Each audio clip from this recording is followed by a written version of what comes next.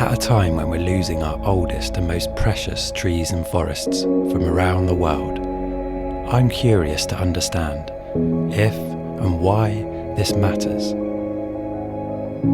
to all of us. Welcome to the Meaning of Trees podcast. I'm Tom Hill, and it's here that I meet with people from all walks of life to explore the answers to one essential question. What do trees mean to you?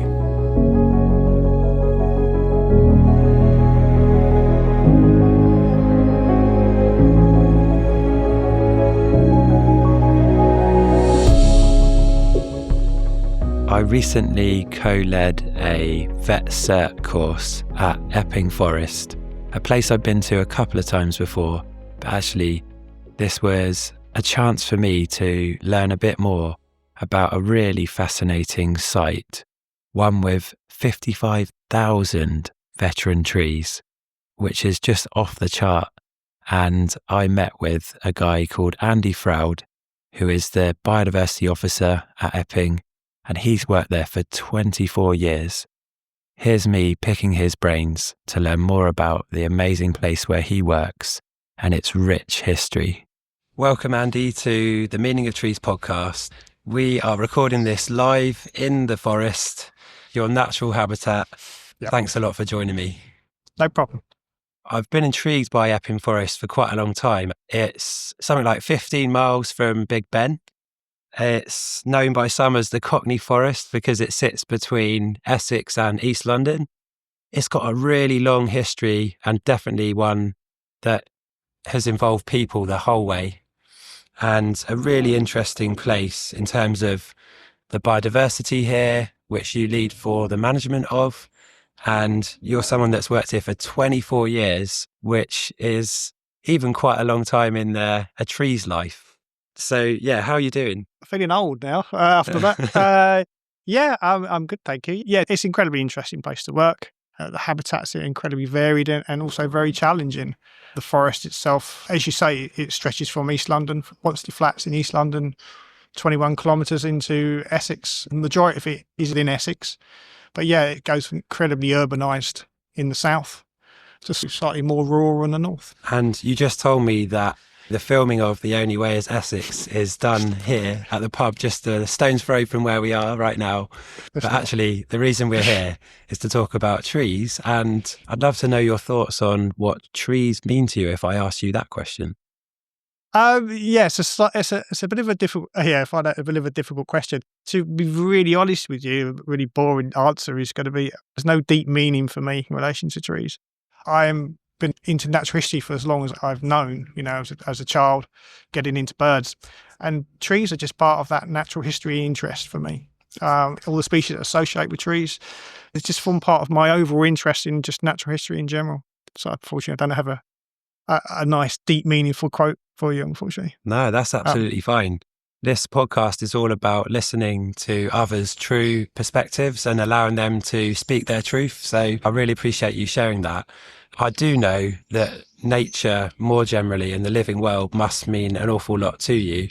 And I guess it would be interesting to hear your thoughts about what Epping Forest means to you. Epping Forest, what it means to me. I'm not quite sure how to put that either. Obviously, I've been here a long time, and there must be a reason why I've been here a long time. It's a unique place, to be honest. Oliver Rackham said in his Countryside book in 1980, said that, the forest back in its day was an absolute unique landscape found nowhere else in the world. And I think when you've worked here for quite a while, you realise that the complexity of the site, apart from its, tens of thousands of veteran trees, which massively complicate the site quite considerably. All the habitats, all the associated species, there is so much still to discover, so much to find and so much to learn. And I think that's the reason why it keeps people here for such a long time. Yeah, so there are 55,000 recorded veteran trees here. And in the UK context, that is astounding. We were chatting earlier, and I think you said that probably the next place with the nearest number to that is probably about 53,000 trees away. So trees are essential to the fabric here. They might not be the be all and end all, but I know that you must know some of those trees pretty well. And having been here for 24 years, I wonder if I was to blindfold you and drop you anywhere in the forest, do you think you'd know where you are? And would the trees play some part in how you could tell where that was? Yes, I think I'd be fine if you dropped me the forest. I'd recognise quite a lot of trees, and a lot of our veteran trees, or a fair few of them, have got individual tree tag numbers, and I'm quite sad enough to know some of those off by heart. Quite a sad admission, but yeah. Have you got a particularly problematic tree, and what's its number? Well, we've got a project which is where we're trying to GPS all of the veteran pollardy trees. And it just so happens that I tagged this really, what you could say is unstable beech tree, and its number just happened to be 666. A bit of a demon, that one, was it? Yeah, absolutely. And whereabouts did you grow up, Andy? Was it near to here? So I grew up in the East End of London, so in Stratford, but I never visited here, even though it's just down the road. Were there many trees about around there? I was fortunate to live, I grew up in a park, in West End Park. I lived in the actual park. I had the park to myself, basically, yeah, in the evenings when it's shut. Yeah. What kind of trees do you remember from that time, or are they still there? Oh, yes. Yeah, like most parks, there's mainly a lot of London planes, although I don't remember sort of taking much notice of them. I think I spent too much time playing football. Are you a West Ham fan? Unfortunately, yes. Let's not go into that. Born into it. Yes. Yeah, Well, trying to get out of it. if it makes you feel any better, I'm a Southampton fan, and for my sins, yeah. Well, it's been a bit of rival between us. There Not has. that long. Yeah, you've just taken another one of our players. He's gone to join James Ward-Prowse. Decent right back, Kyle Walker-Peters, so enjoy him. Okay. I'm sure we ruin him like we do everyone else.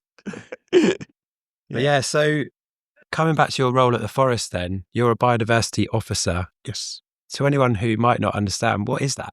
So when you've been here quite a long time, or when you've been places quite a long time, your job tends to range and it merges, and you get other projects and other tasks assigned to you, and it just naturally changes.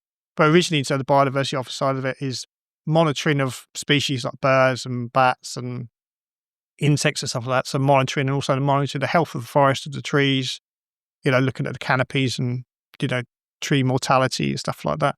So that was my original job. But then it's, I say, when you've been here a long time, your job morphs into other things. So now I've slightly come away from the wildlife side of things, more into the habitat management side of things. Whereas people think Epping Forest is a woodland, it's not. It's a wood pasture. So restoring wood pasture and veteran trees. So that's where my job has sort of led to now. But obviously, it encompasses all the wildlife aspect of it as well. Yeah. So you have touched a little bit there on the history of the forest. I wonder if you might give us a bit of a potted history of this place and where it's come from, perhaps through to where it is now. Would you mind doing that? Yeah, I'll give you a very quick rundown. So the forest itself, as I say, is around about 2,400 hectares, which is around about 6,000 acres. It's ancient wood pasture rather than woodland. And it was originally a working forest. So it was a working forest for thousands of years, where the product was mainly wood fuel, which was for the bakeries in London back in the day. And that's primarily what the wood harvest here was. It's not so much timber. There's very little in relation to timber or charcoal. It's mainly wood fuel for the bakeries in London. That's been going on for well over 1,000 years in the forest. And they did this through mainly two systems, which was coppicing or pollarding.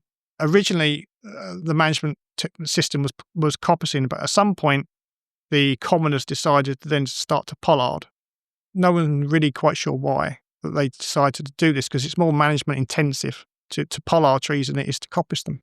Because they're harder to reach. Because they're harder, because they're higher up, because you're pollarding to 2 meters high-ish, because the forest was also heavily grazed. If you're coppicing at ground level, the new shoots are then available for the cattle to graze, and of course they don't want them to graze it.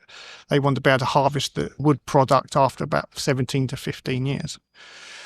So that could be one reason why they decided then to pollard. The regrowth is then out of reach of cattle.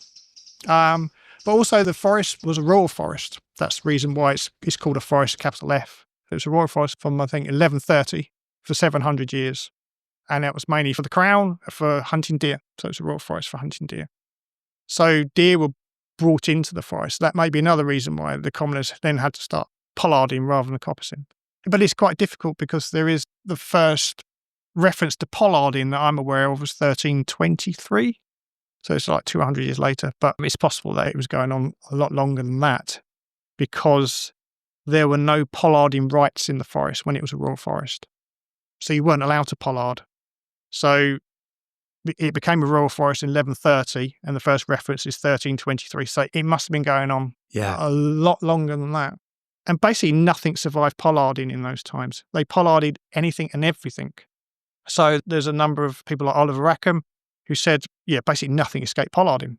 What were the densities of trees been around that time, do you reckon then? So depending on what articles you read, what historical articles, it was something between 500 to 900,000 pollarded trees in the forest.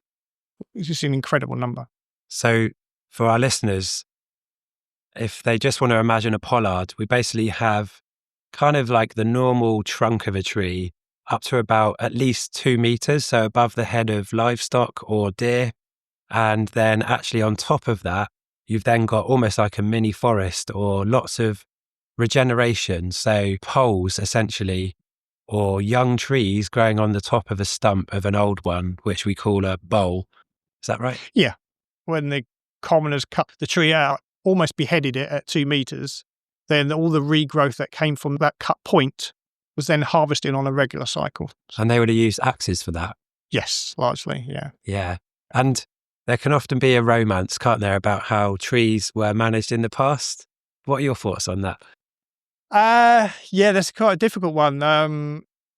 It's really hard to know because I think sometimes they have this romance that commoners were treating their trees quite nicely because they were relying on them to produce this product for them.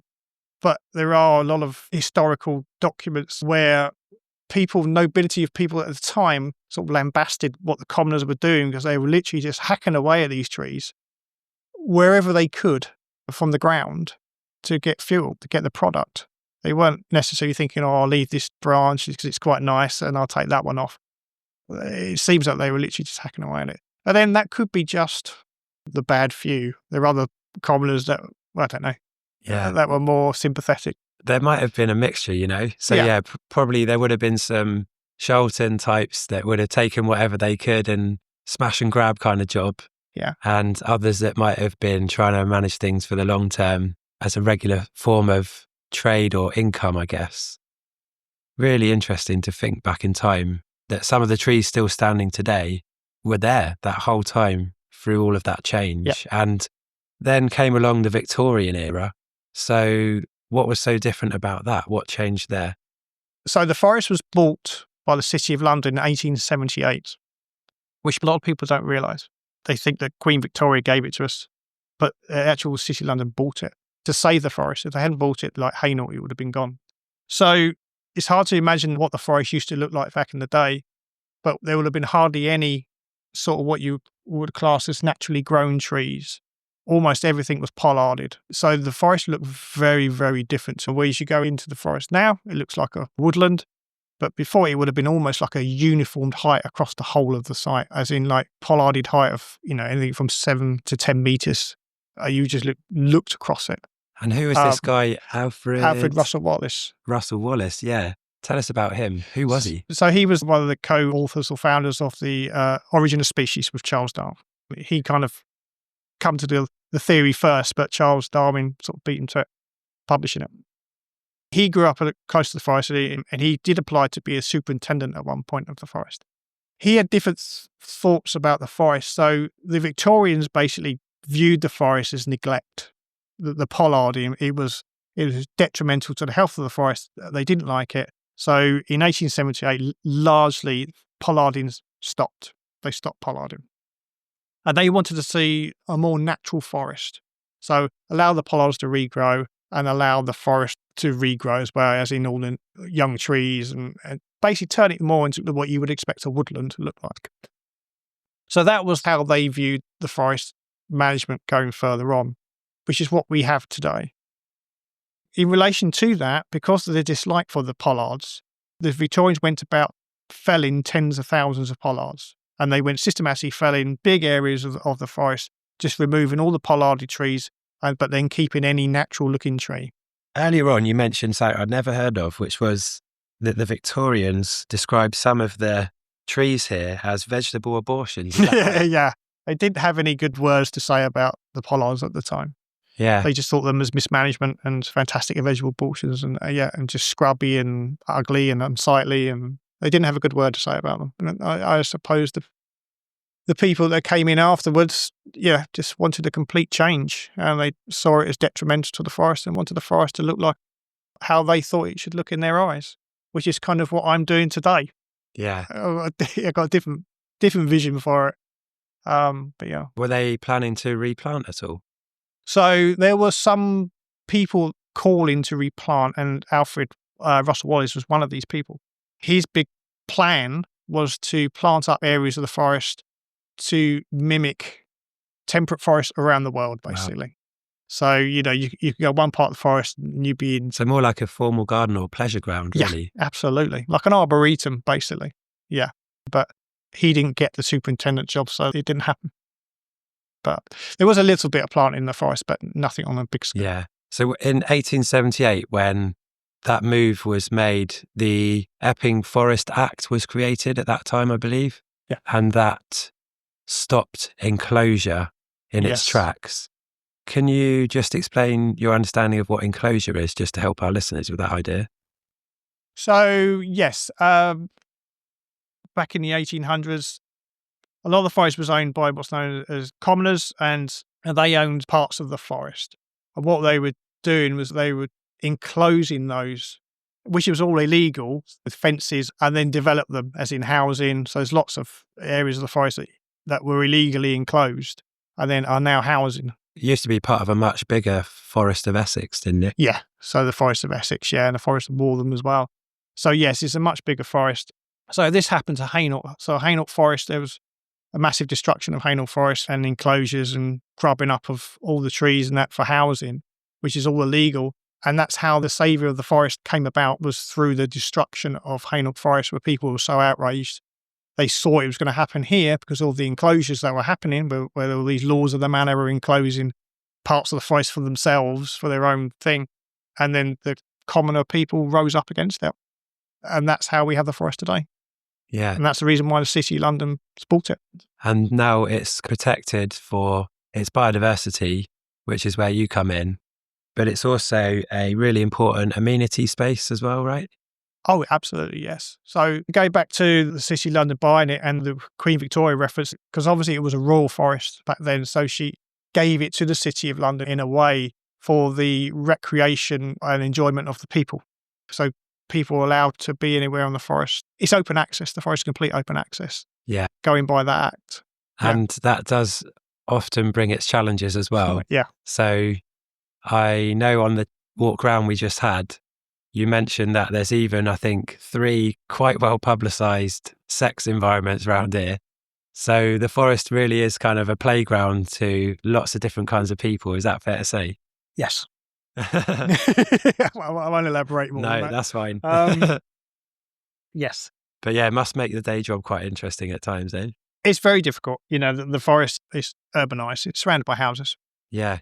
And people can come in from just anywhere. There are car parks, but people literally just come out of their houses. So many houses that are bordering the forest. People just walk out the back gate and just come in anywhere. So the visitor numbers are quite high. Dog walking, mountain biking, or, all these e-bikes now. That's quite a problem. Yeah. And at the start of our interview, you were saying that to you personally, you don't particularly feel like, I don't know, a spiritual or sacred connection to trees per se. But do you ever get people here that perhaps do come of that sort of persuasion? Yeah, you do get people coming. You get a lot of people doing like forest bathing, which is a big thing now. But, you do get people just come and they just sit and they just sit quietly. And I walk around the forest a lot and you come across people in the middle of nowhere just sitting there, they're just soaking up the atmosphere. Has it got much going on at night time? Not as much as you would think. I've done a lot of work at nights when I used to do a lot of bat surveys. And you do occasionally bump into people, which is sometimes a little bit scary. It's probably in certain places there are, but people don't tend to stray very far from car parks. Yeah. But you do come across people sometimes and you go, oh, hang on. But you do. But yeah. Yeah, I think this close to London, there must be all kinds of people that find their way here at one time or another. Yeah, absolutely. And coming back to the natural environment here then. So we've got a place that has been forested for at least 1,000 years. We have these incredible and extensive beech, hornbeam and oak populations, and also trees that are in various different states of decline and life as well, which for those of our listeners that have heard, many of my guests talk about veteran trees, are super important habitats that many of our most important species and our ecology would have co-evolved with for a very long time. And actually the pollarding activity that's been so continuous here for the large part of its history will have created more of that type of habitat by actually hastening the speed at which those trees hollow, and then creating really super rare habitat inside the trunks of those trees as well. And I guess as a biodiversity officer, you must have seen some pretty amazing and fascinating miniature wildlife here that relies on those niches. Yes. Sometimes it's quite difficult to get across to people when you're talking about wildlife of the forest, because most people like, birds and animals and stuff like that. But the real sort of gems of the forest are the insects. And it's quite hard to get across that side of things to people sometimes. They're not always the most sexy kind of exactly, yeah. poster child. Yeah. And they're hard to type. find, and they're tiny, and it's like, well. But the insects, apart from the fungi as well, but the insects are the jewels in the crown, I suppose, of the forest. And they're such close association with the old pollardy trees, because the rare insects are what's known as, they're classed as saprophytic insects, which are species that require dead wood as part of their life cycle. And the action of continuing pollarding trees over 1,000 years or decades increases the deadwood habitat within the live tree, which is really important. And it also creates various niches, different micro-environments within a one tree. And sometimes this could be through the act of pollarding, but also through the action of fungi as well. Different fungi have different niches and require different environments in which to survive.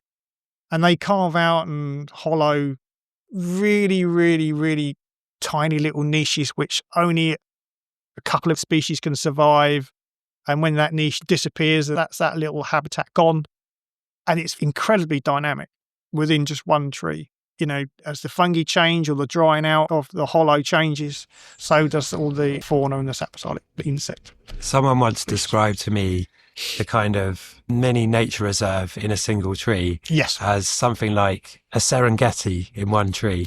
Yeah. And absolutely. Actually there being all these sort of cause and effect occurrences where things might only move in after X amount of years, or other species have come in and sort of really created the ideal conditions for them to do so. Yes.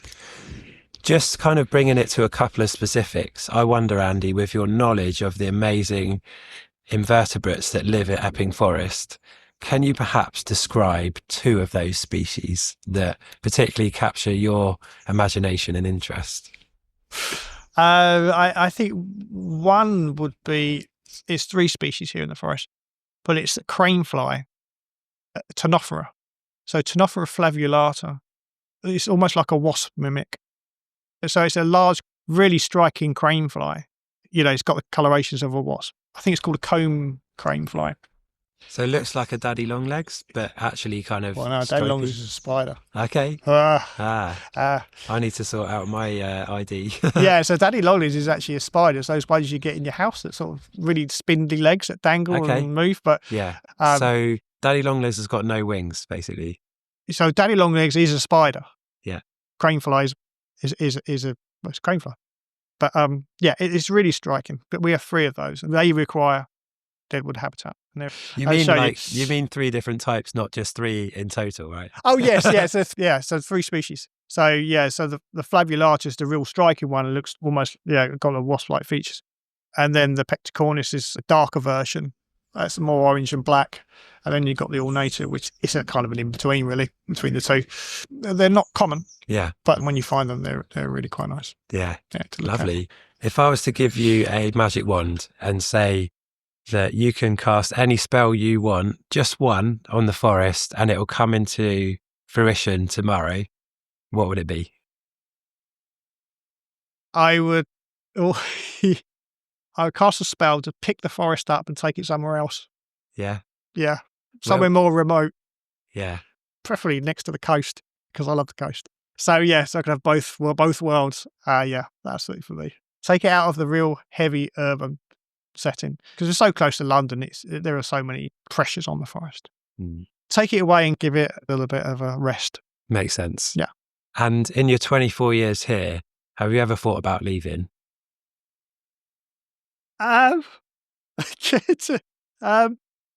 Yes, I have thought about leaving. For reasons I won't go into. I probably should be saying it. Everyone must think about that at some point. Where would I go? I don't really know. It's hard because there isn't really anywhere like this. So to go anywhere else, I think I would struggle to find what the forest gives me here. I think it would be a completely new type of habitat. I've got a obsession with the coast. I love the coast. So maybe it's a coast. Maybe it's a complete change. Yeah. I go to maybe a coastal habitat. Yeah. Possibly. It sounds like a potential retirement option there by the coast. Not yet though, eh? Oh yeah. Got a way to go, yeah. And how intact is the veteran tree population and its kind of secure future at the moment? Yeah, it is under a lot of pressure. Especially the beech. I think the beech are probably the most threatened species. And also the beech are the oldest trees here as well, most being over 1,000 years old. And they probably are the most threatened because they're not as easy to adapt to climate change. They're not very good at dealing with drought. And we are getting more and more drought episodes, not just the summer, but also winter droughts as well, which is lowering the water table. Beech trees, their root systems are very, very shallow. Most of them are surface roots. So when you get drought, they dry out really quickly and they suffer. Also, with their roots being very shallow, they're also quite susceptible to storm events through wind. And we're getting, with climate change, we're getting more episodes of wind throw through trees falling over. What kind of percentages are we talking about per year then? Don't really have a quite an up-to-date figure on that, but it's around about 1% loss. Wow. So in 100 years, there could be an awful lot less of those older trees here. Yes, then. Absolutely. Yeah. We've got to make the most of them while they're here then. I think so, yeah. Have you ever worked on a tree with an axe? I haven't, though. I haven't. I just wondered how it went, actually. Yeah, it's not something I've done. Obviously, I've chopped firewood, but other than some hedge laying with a bill hook would be the closest I'd come to. But it definitely is a more involved skill, isn't it, than perhaps using a chainsaw? Yeah, so if you go to places like Spain, like the Basque Country, they're still doing it with an axe. And also repollarding lapse pollards with an axe. It's quite a sight. Yeah. Do you see the trees respond differently to the axe than the saw? There is evidence to that. It's difficult because a lot of that work's been done in sort of places like Spain, but it's a different climate. There's less time between the lapse of the cut. So whereas, we're talking 150 years, in Spain it might be something like 50 years. They've got more chance, but yeah, over here we've never really tried it with an axe. I don't think health and safety wise we'll get away with it. Well, we're coming to the end of the interview now. I just want to say a big thanks for taking some time out of your day here to chat to me, for fielding my many questions. I'm going to hand to you though for your final message for our listeners. What thoughts would you like to leave them with? Yes, I suppose if you come to the forest, treat it with respect and just marvel at the old trees and the habitats. And, even if you don't know much about these sorts of things, it's just come and you sort of enjoy the atmosphere of the forest itself and the work that we're doing to create different habitats with different fields.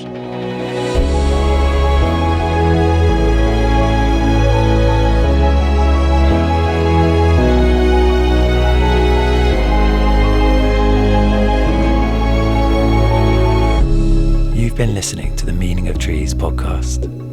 If you enjoyed this episode, don't forget to like, share, leave a comment and subscribe wherever you get your podcasts. And see you next time.